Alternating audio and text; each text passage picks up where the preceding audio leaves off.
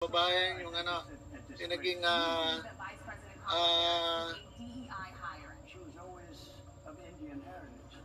oath-taking mga kababayan bilang acting mayor ng Banban Tarlac. Ayan, congratulations congratulations mayor. Mayor niyo rin yan, acting mayor eh. So yan mga kababayan. At ito, pakinggan natin yung balita kay ano. Pakinggan natin itong balita kay Alice Go. Anyari ba? Anyari? Ito. Pakinggan natin itong balita. Why come here? What is your message today?